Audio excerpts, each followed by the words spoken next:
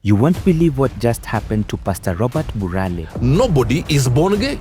In a shocking courtroom twist, the man once known for his charisma and faith has just suffered a massive blow, and the internet is losing it. His ex-wife Rozina Mwakideu dropped a viral bombshell, a video titled, "My biggest mistake was marrying Robert Burale." My biggest mistake in life is marrying Robert Burale. The viral interview with over 815,000 views and a 20 million shilling lawsuit and a court decision that no one saw coming.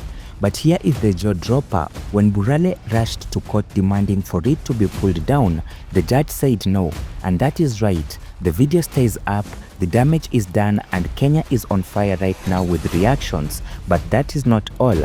And the darkest period in my life was when I was with Robert Burale. And what the court ruled will leave you absolutely speechless. Stay with me, because by the end of this video, you're going to understand why this is not just about one couple.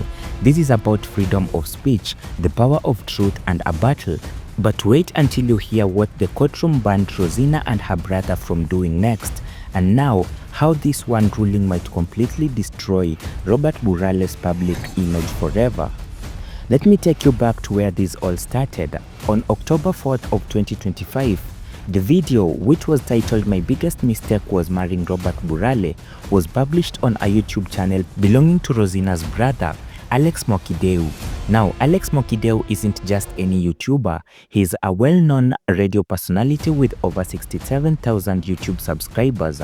This wasn't a random video posted in obscurity. This was a mainstream media colliding with personal family drama. Now, Pastor Robert Burale didn't take the interview sitting down. Robert Burale sued both Alex Mwakideu and Rozina, alleging defamation, and sought a 20 million shilling in damages. But that is not all he wanted. And trust me, when you hear the full list of demands, you'll understand just how seriously he was taking these. Let me break it down to you exactly what Robert Burale filed in court, because this lawsuit is massive. Though his lawyer, Mwale, Burale argued that the interview contained false and malicious statements intended to damage his reputation both locally and internationally, and he wasn't playing around. Robert Burale claims that the interview portrayed him as a manipulative, hypocritical, a swindler, and a homosexual, and these are career-ending allegations for a pastor. Think about it, your entire livelihood depends on your reputation as a man of God, and suddenly there is a viral video with this kind of claims. But Burale wanted more than just money. Other than seeking the 20 million shilling compensations as general damages, Burale wanted the court to order Alex to delete the video from YouTube and offer an apology. He wanted that video gone, wiped from the internet, and every copy, every repost, every download deleted. And get this right, Pastor Robert Burale sought a court order prohibiting social media users from sharing or posting the contents of the video containing defamatory allegations against him. And can you imagine this? He wanted the court to tell every Kenyan online, "Don't share this video," and that is a bold legal move. According to Burale, his Christian calling of being a minister of God has been unlawfully hindered and deterred, and his future attempts to recruit and impact people's lives as a pastor were jeopardized by the interview.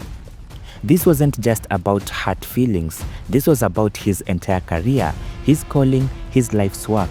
He said he incurred tremendous costs and time in explaining himself to right-thinking members of the society.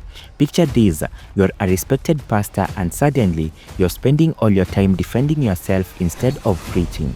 And that is what Burale claims happened to him. But that is not all. Now here is where the story takes an explosive turn, because Alex Mwakideu and Rozina didn't just accept these allegations. They came out swinging with their own defense, and what they filed in court, it's shocking.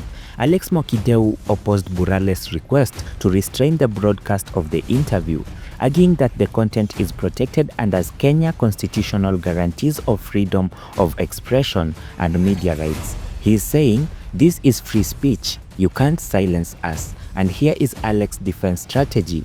It's brilliant, Mwakideu stated. When I interviewed Burale on Alex Mwakideu TV, Mr. Burale and many viewers urged me to invite Rozina Mwakideu to tell her side of the story, which is what I did as right to reply and the fair comment. There was therefore no malice. In fact, Burale himself encouraged this interview, and that is a game changer. Alex emphasized that the impact interview was conducted in good faith within the bounds of professional journalism and without any malice, exaggeration, or distortion. He's positioning himself as a journalist doing his job, not someone with a vendetta. But Alex went even further. Mwakideu challenged the credibility of Burale's claim, pointing out that the pastor has publicly discussed his past struggles, including addictions and relationship issues in his book.